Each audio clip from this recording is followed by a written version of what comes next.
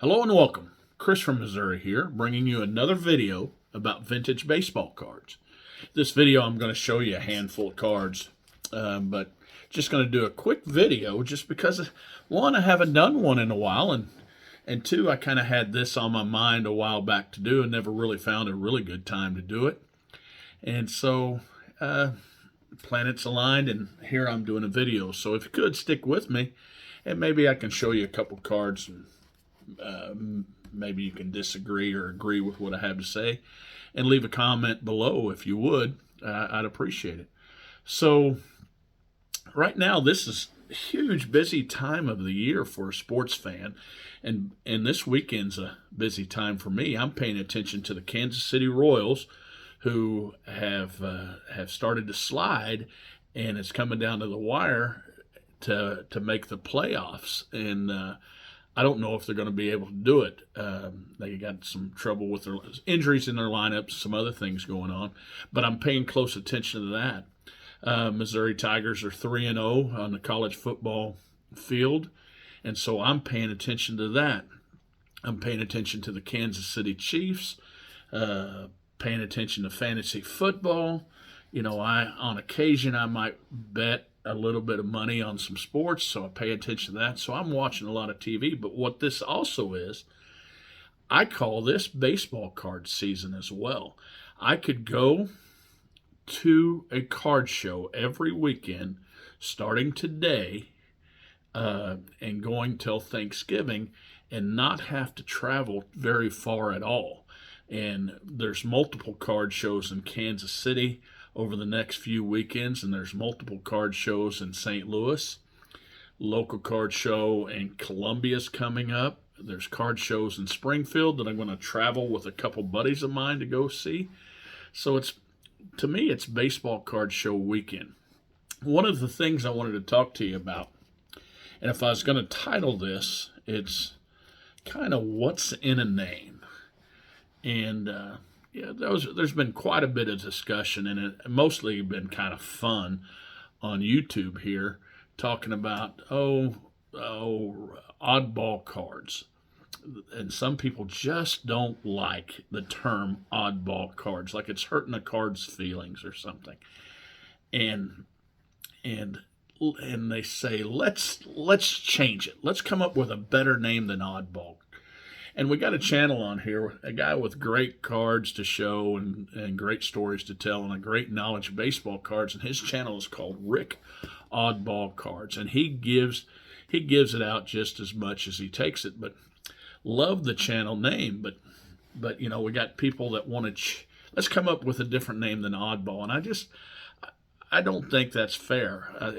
That name right now is so entrenched in my hobby thinking and different things. I don't think it would sound right to change oddball cards.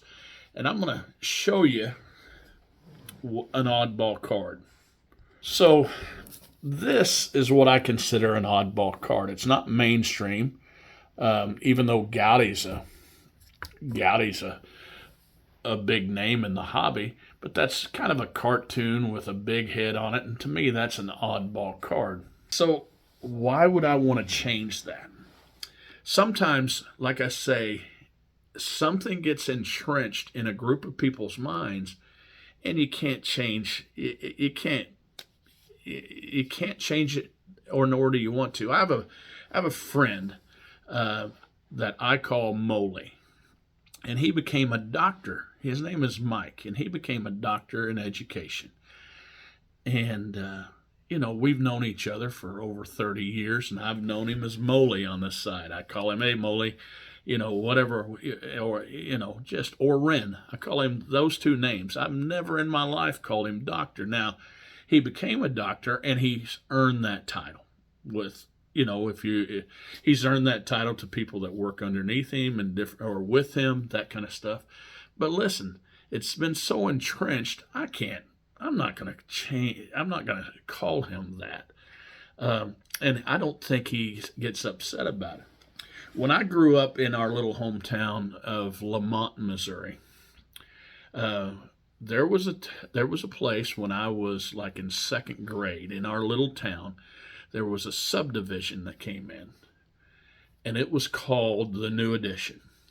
Now, I moved there to the New Edition when I was in third grade. Moved into the New Edition. Well, I go back and visit my mom on occasion.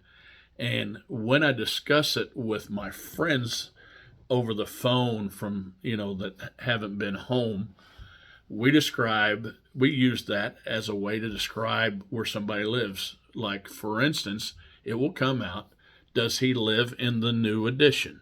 Or, oh, you remember that person. He grew up in the New Edition on Center Street or what have you. And that title gets changed, or it can't get changed. Now, people want to change it because the New Edition now is over 40 years old. It's not new anymore. But the name is entrenched there in their thinking that it's not going to change my mind, and it's not going to change the way that I talk. And just because somebody doesn't like that name and wants to give it another name, it's just not going to move. And another like scenario is my mom grew up on a farm with her 11 brothers and sisters just a few miles outside of Lamont. And they lived on a farm together, and about less than that, a mile and a half down the road, where every once in a while they had to move cattle to and move cattle back or other things. They called this little farmhouse The Other Place. That's the name, The Other Place.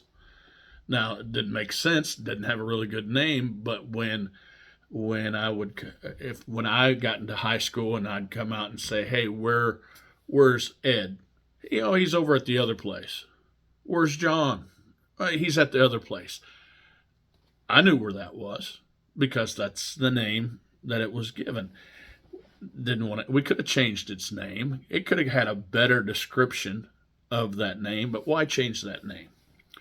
So, again, I don't want to change this oddball cards.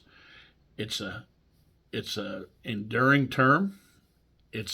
I don't think we're upsetting the card's feelings at all.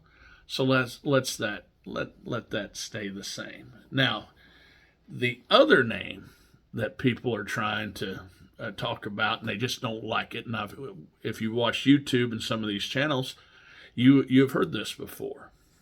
But let me show you this card.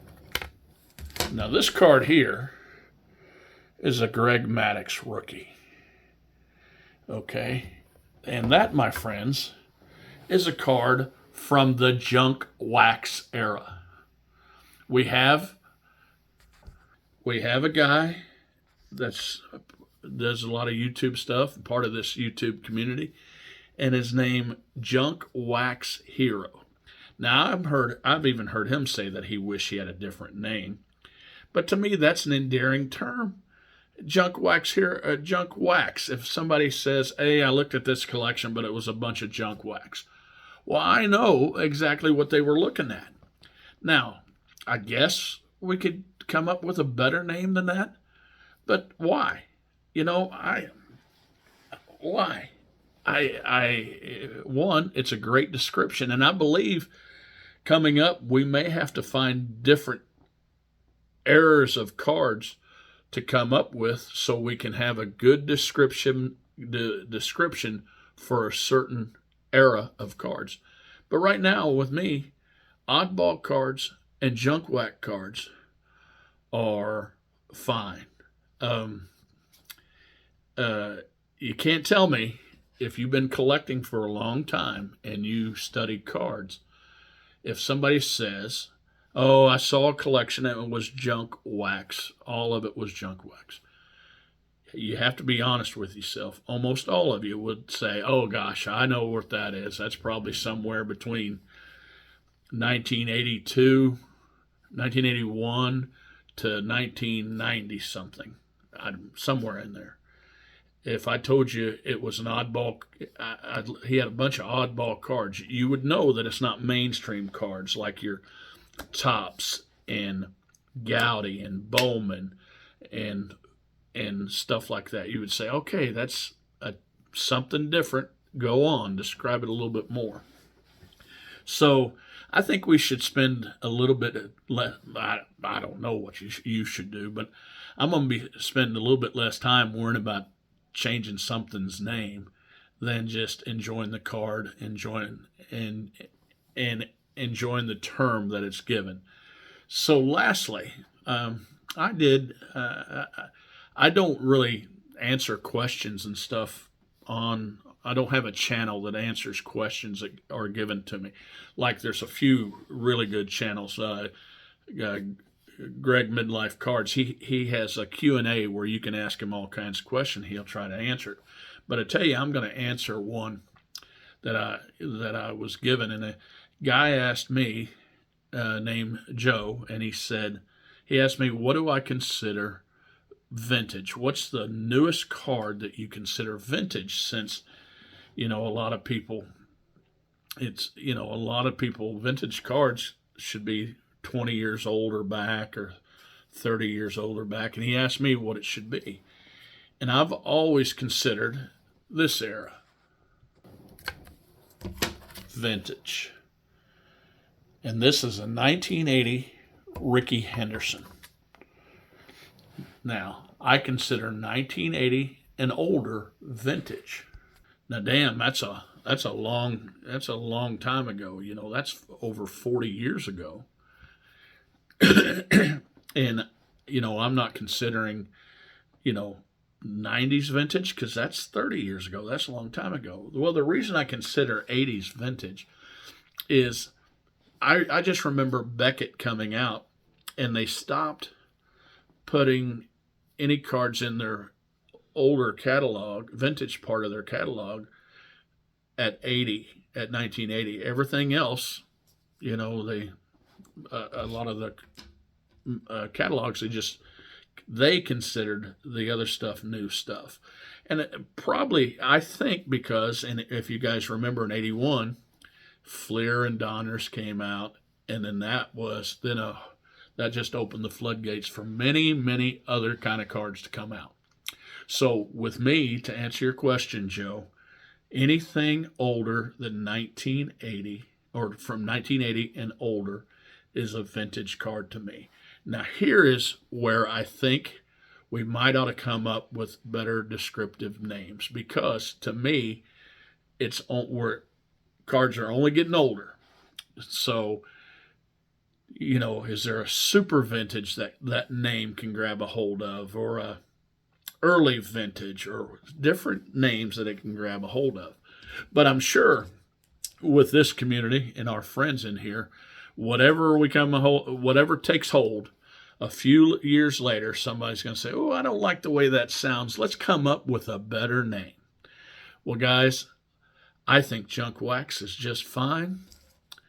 I think oddball is just fine.